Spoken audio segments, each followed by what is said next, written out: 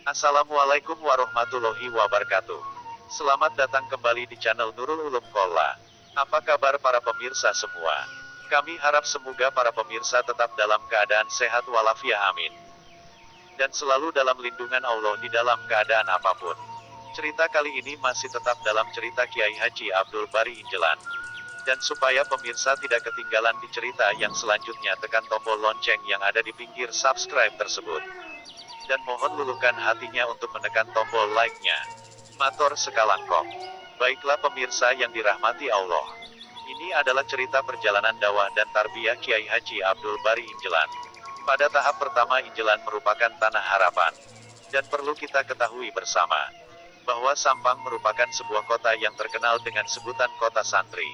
Jadi maklum, di salah satu kota Pulau Madura ini kita tidak akan kesulitan menemukan pondok pesantren.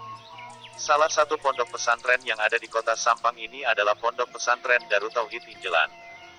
Namun yang masyhur di kalangan perkampungan sampai di kalangan para tokoh masyarakat disebut Pondok Injelan saja. Sedangkan Injelan sendiri merupakan nama sebuah kampung. Tempat terdirinya Pondok Pesantren Darut Tauhid Injelan sendiri merupakan kampung kecil yang terletak di paling ujung utara Desa Panggung, Kecamatan Sampang. Meskipun Injelan hanya kampung kecil, kampung tersebut masyhur karena pondoknya di berbagai wilayah Jawa Timur dan Jawa Barat. Dan ada kemungkinan di wilayah luar negeri pun juga masyhur. Itu semua berkat Kiai Haji Abdul Bari yang mendirikan Pondok Pesantren Darut Tauhid di kampung tersebut. Dan itu bisa dikatakan salah satu karomah beliau Kiai Haji Abdul Bari. Karena kampung Injelan hanya terdiri dari beberapa hitungan keluarga saja. Dan santri yang mondok di pesantren Darut Tauhid Injelan ini tidak hanya berasal dari sekitar Sampang saja. Akan tetapi banyak dari mereka yang berasal dari luar kota.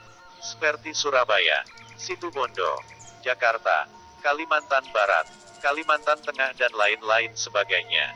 Baik putra maupun putri, tidak meninggalkan kultur kesalafannya. Pola pendidikannya sesuai dengan kebutuhan zaman. Maka tak heran bila santri yang mondok di Darut Tauhid juga semakin meningkat. Jika melihat apa yang telah dicapai Pondok Injelan sekarang ini, tentunya tidak bisa dilepaskan dari sejarah panjang yang telah dilaluinya oleh seorang ulama. Dan tentunya pula, sejarah orang-orang yang tanpa mengenal lelah yang membesarkan Pondok Pesantren Injelan ini di masa lalu. Dan nama kampung Injelan sendiri entah siapa yang pertama kali memberi nama kampung tersebut. Konon katanya nama kampung Injelan disudur dari bahasa Arab, Injala, Yanjali, Injelaan, yang artinya terang menderang. Pemirsa yang dirahmati Allah, mari kita ketahui bersama asal-usul berdirinya Pondok Pesantren Darut Tauhid Injelan.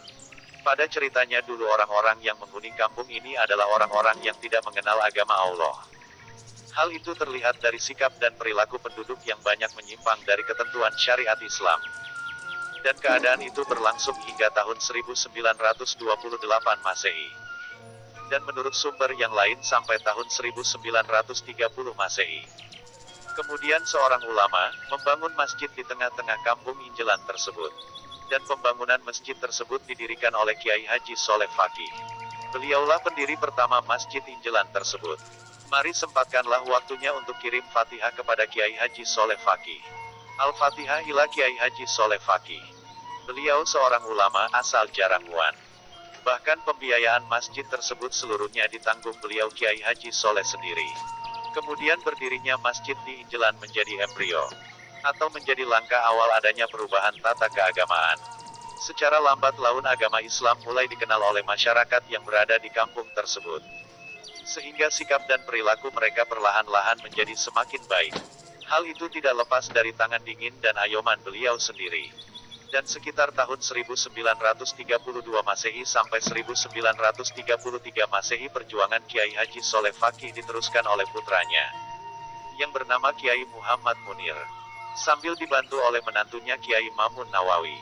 Dan tepat pada saat itu tahun 1933 Masehi Kiai Haji Abdul Bari diberi tugas oleh gurunya, yaitu Kiai Haji Hashim Asyari Tebuireng Jombang, untuk mengajar di Madrasah Al-Ittihad di kota Pamekasan.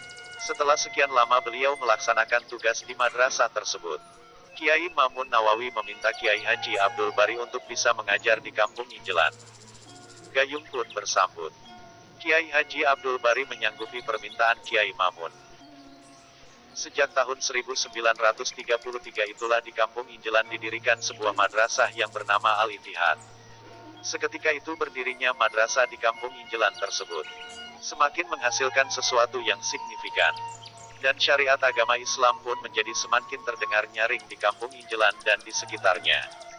Kegigihan Kiai Haji Abdul Bari dalam memperjuangkan agama Islam juga nampak dari upaya beliau menyadarkan para orang tua yang masih mempertahankan sikap dan perilaku yang menyimpang dari syariat Islam. Bahkan beliau tidak segan-segan menyelusuri kampung demi kampung. Hingga bisa dikatakan beliau menyelusuri di setiap perumahan. Beliau tak kenal lelah dan tak kenal bosan melakukan pendekatan terhadap umat. Dengan tujuan supaya mereka lebih mengenal agama Allah dan hidup disertai dengan syariat Islam. Bahkan beliau berdakwah sampai menjangkau jauh ke Kecamatan Kedungdung. Dan dengan cara tersebut, beliau sukses mengkikis kemaksiatan yang sering dilakukan oleh masyarakat Kampung Injelan dan sekitarnya. Dan hari demi hari, bulan demi bulan, dan tahun demi tahun alhamdulillah perkembangan madrasah Al-Ittihad tersebut semakin mengembirakan. Hingga memberi kesempatan menerima santri yang mondok. Dari sinilah cikal bakal berdirinya sebuah pondok pesantren di Kampung Injelan dimulai. Santri yang pertama kali menjadi santri pondok di madrasah Al-Ittihad ini sebagian besar dari daerah Kedungdung dan desa Kebun Sare Sampang. Madrasah Al-Ittihad semakin menunjukkan kemajuan yang sangat berarti bagi umat.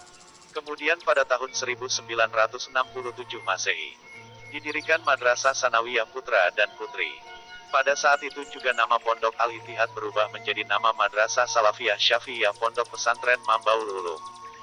Dan pada tahun 1977 Masehi, jenjang Sanawiyah Putra Putri berubah nama lagi menjadi Mualimin Mualimat, yang masa belajarnya ditempuh selama 4 tahun. Dan sejarah pondok pesantren Mambaul Ulum Injelan terus berlangsung hingga pada tahun 1981. Kemudian datanglah ke pondok pesantren Mambaul Ulum tersebut seorang ulama besar dari Mekatul Mukaromah, yaitu As-Sayyid Al-Habib Muhammad Alawi Al-Maliki. Pada kesempatan inilah beliau berkenan merubah nama Mambaul Ulum menjadi Darut Tauhid, yang langsung diresmikan sendiri oleh beliau. Bahkan As-Sayyid Al-Habib Muhammad Alawi Al-Maliki sendirilah yang memberikan lambang untuk pondok pesantren Darut Tauhid Injelan tersebut. Dan lambang itu kemudian menjadi logo resmi bagi pondok pesantren Darut Tauhid hingga sampai saat ini. As-Sayyid Al-Habib Muhammad Alawi Al-Maliki sebagai ulama besar di Timur Tengah selalu menampakkan karakter pendidikan salafnya ala Thariqati Ahli Sunnah wal Jamaah terhadap semua murid-muridnya di seluruh penjuru dunia. Dan Kiai Haji Abdul Muhaimin adalah salah satu murid beliau pada sekitar tahun 80-an. Yang saat ini masih mengasuh pondok pesantren Darut Tauhid Injelan dari sejak tahun 1983 Masehi. Semoga beliau selalu sehat dalam lindungan Allah dan selalu diberi kekuatan untuk tetap menegakkan agama Allah di kota ini, amin.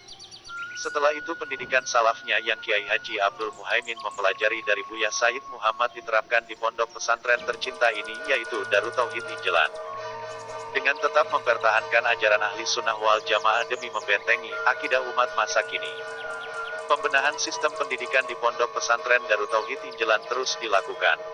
Hingga pada tahun 1991 dibuka jenjang aliyah, yang masa belajarnya ditempuh sampai saat ini dan semoga sampai seterusnya, amin. Selama memperdalam kajian ilmu salaf di pondok pesantren Darut Tauhid Injelan, santri juga dibekali ilmu umum. Tujuannya agar santri lulusan pondok Darut Tauhid pada akhirnya dapat diterima di berbagai elemen kehidupan. Untuk mencapai tujuan ini di semua jenjang Madrasah Salafiyah Syafi'iyah Darut Tauhid diselenggarakan ujian formal bersamaan negara. Penyelenggaraan ujian formal ini tentu saja dengan tetap memprioritaskan pendidikan Salafiyah Syafi'iyah dengan pengamalan sesuai dengan frame as-salafus sholeh. Adapun lembaga-lembaga pendidikan berjenjang terdiri dari RA Salafiyah Syafi'iyah, MI Salafiyah Syafi'iyah, MTS Salafiyah Syafi'iyah, MA Salafiyah Syafi'iyah, dan pendidikan non-formalnya adalah Madrasah Diniyah Ula, Madrasah Diniyah Wusto. Sedangkan pendidikan ekstrakurikuler di luar madrasah meliputi 1. Keorganisasian dan leadership. 2.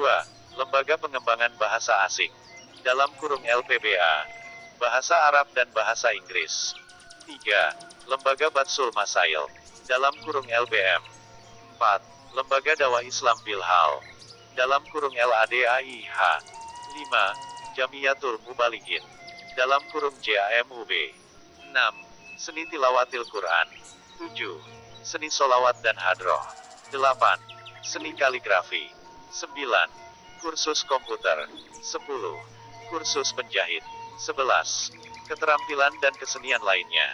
Pemirsa yang dirahmati Allah, seperti itulah perjalanan dakwah dan tarbiyah Kiai Haji Abdul Bari Zainurido.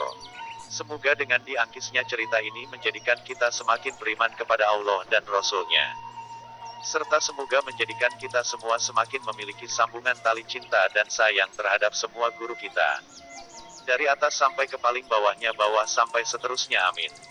Mari bagikan cerita ini di berbagai daerah dan wilayah supaya tak cukup sampai di kita saja sejarah Sang Murabi ini.